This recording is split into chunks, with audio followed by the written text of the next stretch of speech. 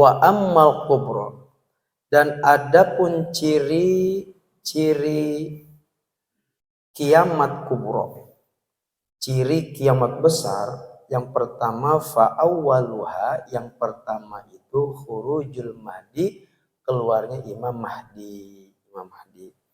Jadi bukan Dajjal dulu yang turun, Imam Mahdi dulu turun.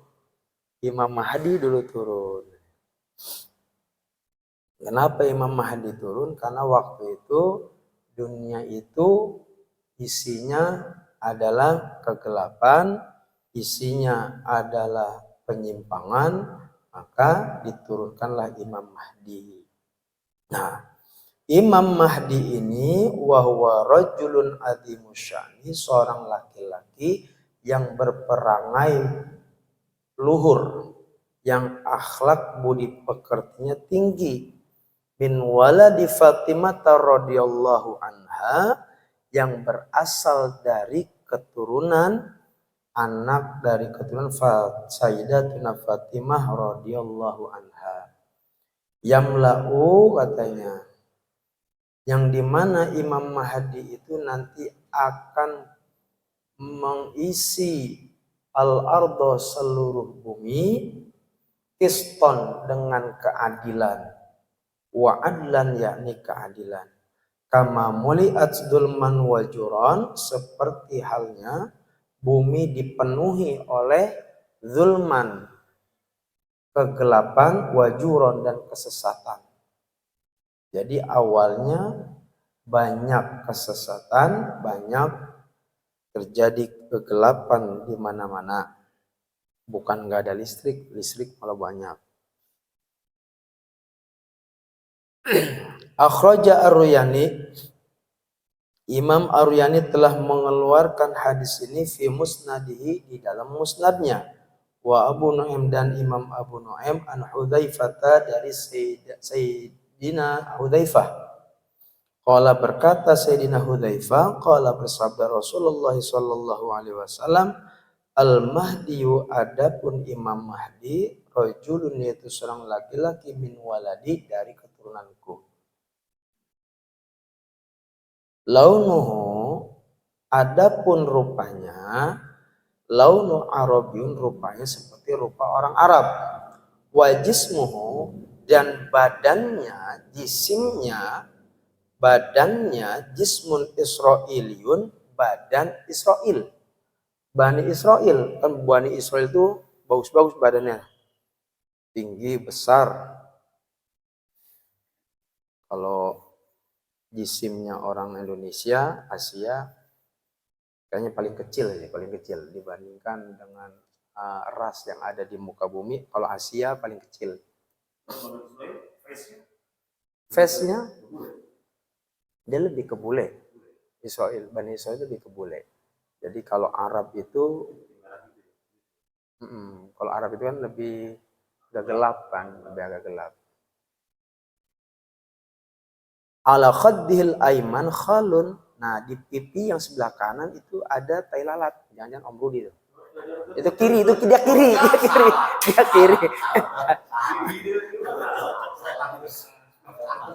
Di kanan.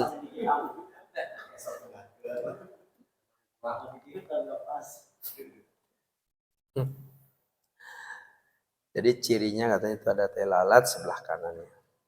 Tapi nanti kata dalam satu riwayat itu munculnya Imam Mahdi itu kan di Mekah. Jadi nanti ulama-ulama dan kiai atau para wali-wali khos itu nanti berkumpul di Mekah. Itu udah ketahuan tuh Imam Mahdi siapa. Nah, oleh beliau-beliau ketika kumpul itu langsung diangkat, dibaiat oleh para wali itu, diangkat jadi pemimpin pada waktu itu. Jadi ini pemuda ini sholat, ternyata para wali udah pada ngumpul itu udah tahu, nah ini nih Imam Mahdi nih. Tuh, nah itu nanti akan muncul di sana. Jadi kalau katanya Imam Mahdi ada di mana namanya, Indonesia ya kan atau apa, kayaknya dari riwayat nggak masuk, Ya Allah alam itu semua rahasia lah. Ka'annahu kaukabun duriyun yamla'ul arda adlan katanya. Dan sesungguhnya Imam Mahdi itu nanti layaknya bintang yang terang benderang yang memenuhi muka bumi dengan keadilan. Kama muliat jauron, seperti halnya bumi dipenuhi oleh kesesatan. Yurdi fi khilafatihi, yang dimana nanti Imam Mahdi, semua masyarakat, semua penduduk langit dan penduduk bumi itu ridho akan kepemimpinannya. Hatta tayra fil jawi, sehingga sampai kepada burung pun itu ridho akan kepemimpinan dari Imam Mahdi katanya. Imam Mahdi. Jadi semuanya nanti nurut semua dengan Imam Mahdi.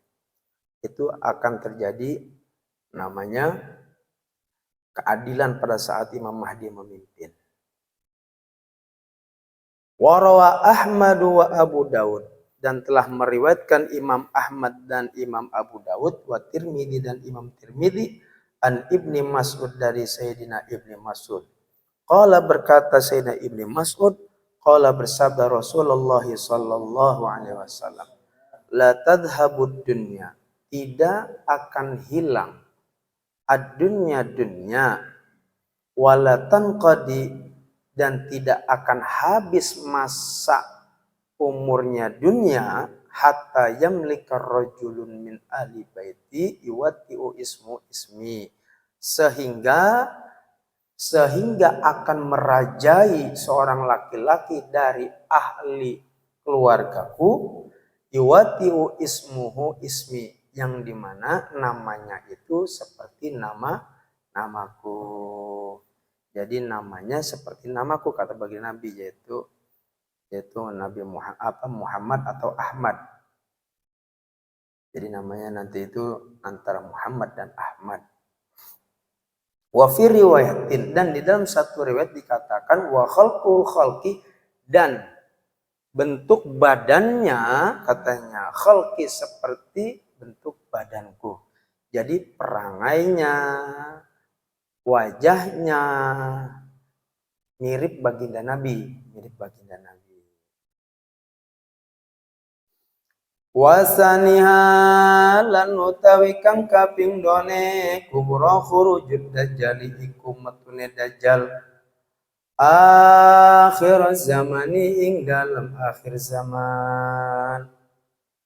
Yabtaliyallahu bihi, nyoba Allah sapa Allah bihi kalawan dajjal, ibadahu ing pirang-pirang hambane Allah, wa yuqaddiru lan nguasaaken Allahu ing dajjal ala asya'a ing atase pirang-pirang perkara tadhusyu kang ngabingungaken eta dajjal. Al-uqula atau asya, al-uqula ing pirang-pirang akal, wa tuhayyiru lan ngabingungaken eta asya al-albaba ing pirang-pirang akal.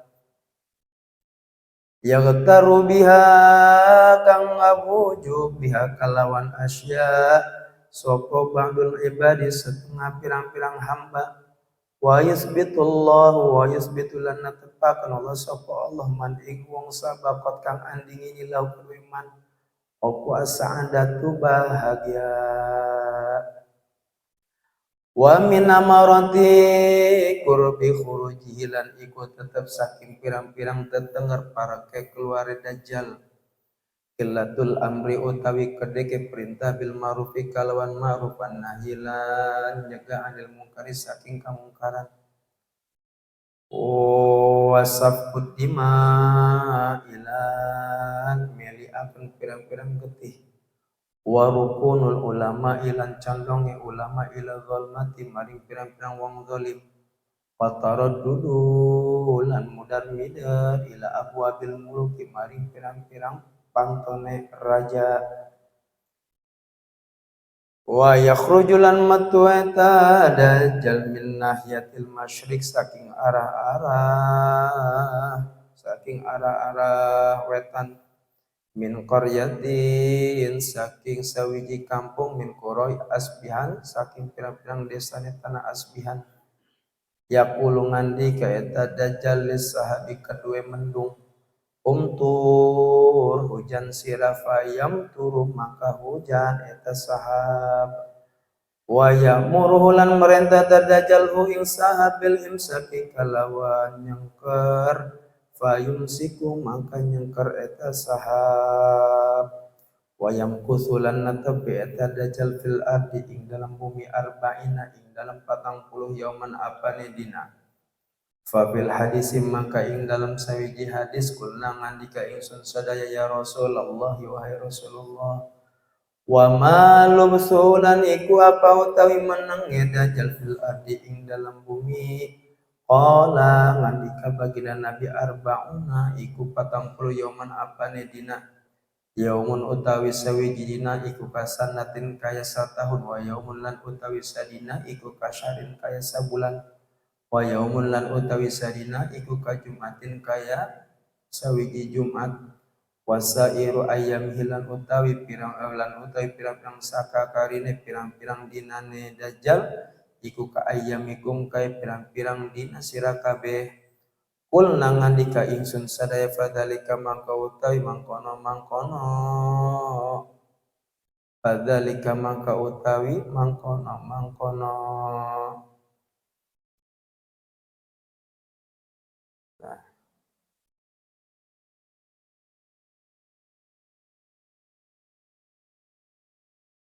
fadzalika mangka utawi mangkono ka ayamikum iku al-yaumu dina alladzi kang kasanatin kaya satahun atakfina iku atakfina anatah nyukupi na ingsun sadaya fihi ing dalam yaum opo salatu yaumin salat sawiji dina qala ngandika baginda Nabi la aqdiru la ora nono aqdiru ngira-ngirakeun sira kabeh lahu kedue yaum qadrahu ing kira-kirane dzalikal yaum al hadis maca sira ing hadis.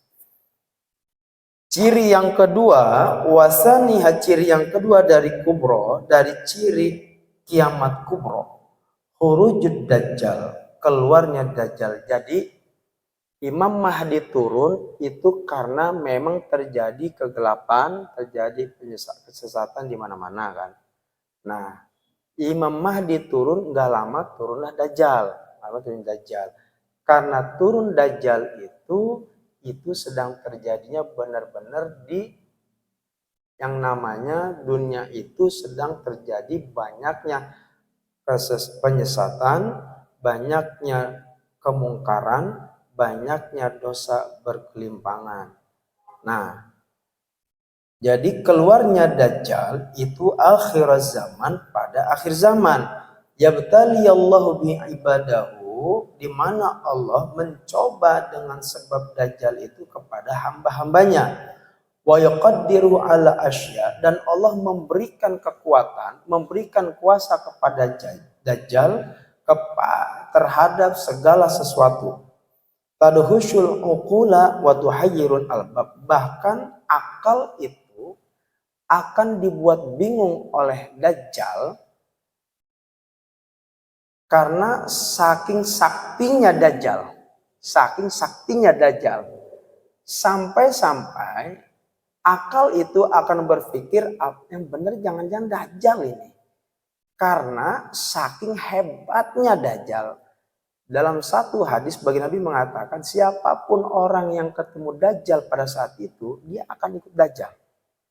Maka kata baginda Nabi pada saat itu kunci rumah kalian, jangan sekali-kali keluar. Nah, jadi kita sekarang itu kalau ada kesebut cerita orang sakti di mana-mana, sakti jangan gampang kepengaruh. Kenapa? Itu udah ciri nanti, karena Dajjal itu memancing orang keluar itu karena kesaktiannya. Nah, jadi kalau mau mau mengunjungi orang-orang yang hebat menurut agama itu bukan karena kesaktiannya, karena istiqomah ibadahnya. Istiqomah ibadahnya. Nah, kalau istiqomah ibadahnya itu kita berkunjung bagus. Kenapa? Karena yang kita lihat bukan kesaktiannya, keistiqomahannya. Keistiqomahannya. Kalau Dajjal nanti terlihatnya itu karena kesaktiannya. Bahkan di sini Allah mengatakan sebagai cobaan untuk hamba-hambanya. Ya kan, cobaan untuk hamba-hambanya. Apakah hambanya itu yang beribadah itu memang karena ngelihat kesaktian atau melihat memang ibadahnya gitu. Kalau ngelihat ibadahnya, dia nggak bakal takjub, nggak bakal terpancing dengan kesaktian. Nah, itu yang Allah akan terlihat mana hamba yang benar ibadah kepada Allah, mana yang enggak. Nah, hamba yang benar ibadah kepada Allah pada saat itu dia akan mengunci rumahnya karena dia pikir sakti mah nggak penting, gitu kan. Tapi kalau kebanyakan kita sekarang udah kelihatan dari yang kagum dengan kesaktian dengan yang tidak, banyakan yang kagum, banyakan yang kagum. Maka kata baginda Nabi, pada saat itu hampir semua yang ketemu dengan Dajjal itu akan ikut dengan Dajjal.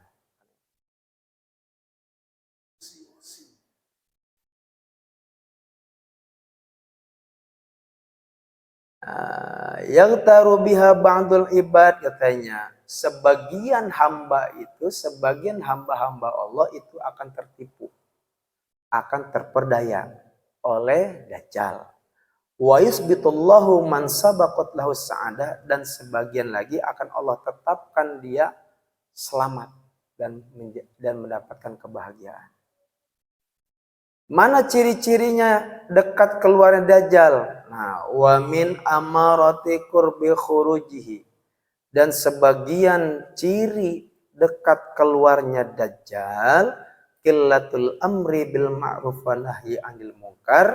Yang pertama, sudah sedikitnya amar ma'ruf nahi munkar. Wasafkud dima, yang kedua terjadinya mengalirkan darah. Sebagian masyarakat perang dengan masyarakat, saudara dengan saudara, perebutan warisan, apapun bentuknya, intinya wasafkud dima itu mengalirkan darah. Yang ketiga, warukunul ulama ila zulmah, condongnya para alim ulama kepada orang-orang zalim, kepada orang-orang yang tidak adil. Nah, wa taraddudu ila abwabil muluk, dan bulak-balik ke pintu-pintu raja, artinya bulak-balik ke tempatnya pemimpin. Tapi di sini ulama mengatakan taraddudnya kepada tempat-tempat pemerintahan, pemimpin-pemimpin itu semata-mata hanya untuk dunia. Jadi datang ke rumahnya wali kota, datang ke kantor gubernur, itu memang semata-mata supaya dia dapat pangkat dan jabatan serta dapat sumbangan.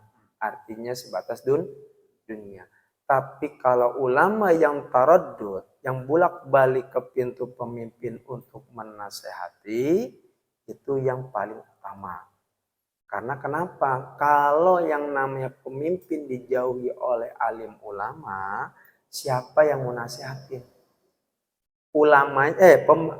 Ulil amrinya juga nggak bakal mau dinasihatin sama ulama yang dia nggak kenal. Pasti yang otomatis itu, yang efisien itu yang dia kenal. Makanya ulama-ulama yang masuk pemerintahan belum tentu semuanya itu termasuk su'ul ulama, ya kan, artinya ulama yang jelek, ya kan. ulama su gitu, ulama yang buruk. Tapi boleh jadi dia punya niat, dia punya harapan pemimpinnya itu akan berubah dengan nasihat dia. Dan dia mendapatkan peluang untuk menasehatinya. Jadi kalau yang namanya politik sudah di depan itu dikasih garis keras atau dikasih garis pembatas dengan bahasa, orang baik nggak cocok di politik. Karena kenapa? Kotor. Lalu yang boleh masuk siapa? Berarti maling, bangsat, ya kan? Siapa lagi? Semua yang jelek masuk politik, maka wajar jangan menyalahkan pemimpin kita yang ada di anggota di sana, ya kan? Di pemerintahan. Kenapa? Karena kitanya sudah membatasi, membentengi, bahkan dijauhi di masyarakat, orang baik tidak cocok masuk politik. Sehingga otomatis yang jadi itu semuanya tidak baik. Nah sekarang kita mau dipimpin yang gak baik, terus kita protes. Dasar katanya pemimpin nggak tahu diri sama rakyat segala macem, bla bla bla bla. Tuh salah lagi loh. Kemarin orang baik nggak boleh masuk. Sekarang yang masuk bangsat, maling, koruptor, ya kan, penzina, segala macam, peminum minuman, penjudi masuk. Terus dialah yang buat aturan main. Dia yang buat aturan main kan, undang-undang. Setelah undang-undang jadi kan itu sesuai dengan kemauan mereka. Karena mereka yang punya wewenang. Terus kita di masyarakat gini, terus ngomong, dasar. Udah besok kita nggak usah nyoblos. Nah, nggak usah nyoblos itu dalam ilmu fikih itu sebenarnya hukumnya haram. Apa nyoblos artinya? Tidak nyoblos. Nggak golput. Kenapa? Seburuk-buruknya satu daerah lebih buruk kalau tidak ada pemimpin. Itu dalam fikih siasat. Di situ ilmunya iblis lebih hebat. Amal kok hebatan iblis banding kita. Duduknya iblis bertasbih kepada Allah itu puluhan ribu tahun. Bahkan ratusan ribu tahun duduk. Sampai iblis diangkat oleh Allah jadi pemimpinnya para malaikat. Bahkan gurunya malaikat. Karena ilmunya dan amalnya itu melebihi malaikat. Nah, tapi iblis gagal di mana? Cuma satu, sombong. Sombong, hati itu, sombong itu kan di hati. Masalah hati kan, disombong.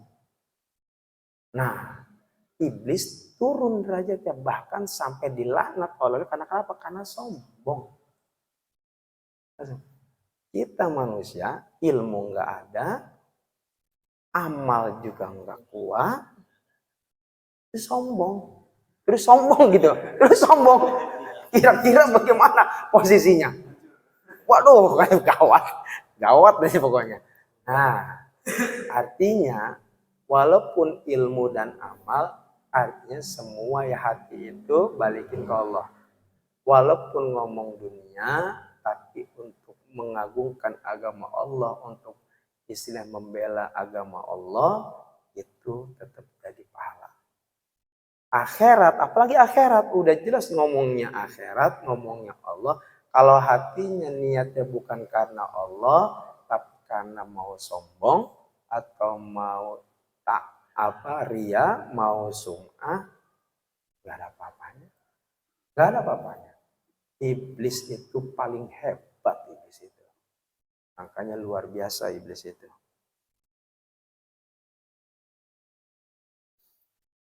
Wa yakhruju min nahiyatil masyriqi min qaryatin min qura Asbihan.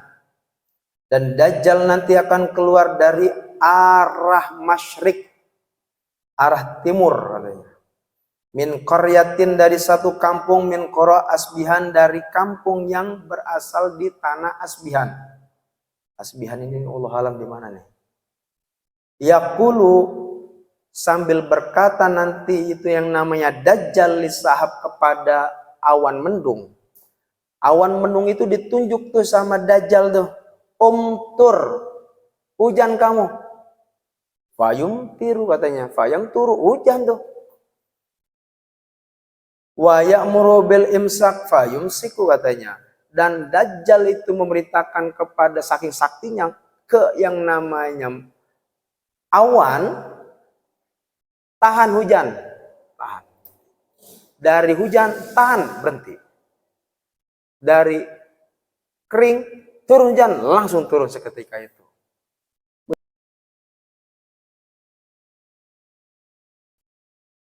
Wa yamkusu fil ardi arba'ina yauman, dan nanti Dajjal akan diam di bumi selama 40 hari. Cuma 40 hari Dajjal. Bentar.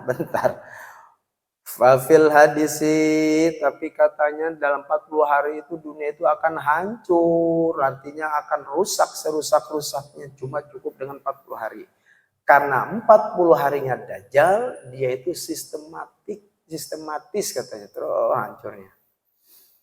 Kulna, di dalam satu hadis, kulna kami bertanya kepada Rasulullah, ya Rasulullah, wahai Rasulullah, wa malubsuhu fil ardi, berapa lama Dajjal itu tinggal di bumi? Qala, Rasulullah menjawab, arba'una yauman, 40 hari. Tapi perhatikan, yaumun katanya, satu hari kasanatin seperti 1 tahun. 1 hari pertama kasanatin seperti 1 tahun lamanya. Wa yaumun, dan hari kedua kasyahrin, seperti 1 bulan lamanya. Wa yaumun, dan hari ketiga kajum'atin, seperti 1 minggu, 1 Jumat. Nah, wasairu ayyamihi ka ayyamikum, dan sisanya dari hari-hari itu berarti hari keempat ya. Hari keempat itu seperti hari-hari kalian. Artinya normal. Jadi bayangin, hari pertama itu seperti setahun. Hari kedua seperti sebulan. Hari ketiga seperti 1 Jumat, artinya 1 minggu. Kayak kita itu yang namanya kita ngaji, pertama kita ngaji, belum biasa ngaji, 1 jam itu udah kayak 10 jam. Wah, udah gak kuat ya kan? Lama, kenapa? Karena belum terbiasa, kaget. Tapi hari kedua atau minggu kedua kita ngaji 1 jam, udah nggak terlalu kayak kemarin, tapi masih agak berat. Nah, makin hari makin terbiasa. Nah, itulah nanti yang akan terjadi, tapi itu bukan seperti artinya perasaan tadi, tapi itu real 1 tahun panjangnya, bukan seperti perasaan tadi tuh, itu real. Nah, di situ ditanyakan, kulna, lalu kami berkata kepada baginda Nabi, bertanya kepada baginda Nabi, fadali kalian, untuk hari yang pertama itu yang 1 tahun, yang seperti 1 tahun, katanya gitu kan. Alladzi kasanatin atakfina fi sholatin yaum, ya Rasulullah, kalau itu 1 hari seperti 1 tahun, maksudnya itu cuma perasaan atau benar? Benar. Loh, kalau benar, lalu bagaimana kami untuk sholat 1 hari itu? Ya kan, untuk sholat 1 hari itu, apakah cukup dengan 5 waktu gitu kan? 5 waktu, kata Rasulullah. Dijawab, apakah itu memang kita cukup dengan sholat 1 hari itu? Qala, bagi Nabi menjawab, lah, nggak cukup. Sholat 1 hari itu kan dianggapnya 5 waktu kan 1 hari. Pada waktu itu nggak cukup. Lah, nggak cukup. Lalu bagaimana? Akdiru, kira-kira oleh kalian nanti. Dikira-kirakan. Kalau kita dari yang namanya subuh nunggu yang namanya dhuhur, berapa lama sih? Kita habis kerjanya udah capek, misalkan udah mulai lapar perut, ya kan, itu tanda tuh. Perut udah mulai lapar, biasanya saya lapar itu jam 12 dulu. Nah, itu udah masuk waktu istirahat nih, berarti dhuhur nih. Nah, itu nanti kira-kira kita sholat dhuhur. Habis sholat dhuhur, nah biasa kan ngopi siang. Kan ngopi siang. Nah, antar tuh udah mulai ngantuk. Biasa nih, kalau asar itu kan udah mulai ngantuk tuh. Asar tuh ngantuk tuh. Itu udah cobaannya tuh. Asar itu ngantuk. Makanya yang dilarang tidur itu pasti bawaannya ngantuk. Mas, wani tidur. Wah ini udah asar udah ngantuk nih ya, sholat kita. Gitu udah sholat. Nah kita perkirakan dari asar ke maghrib udah nggak lama itu maka maghrib ke isya nggak lama, subuh juga nggak lama. Nah itu nanti kata baginda Nabi, aqdiru perkirakan oleh kalian lahu qadrahu ukurannya.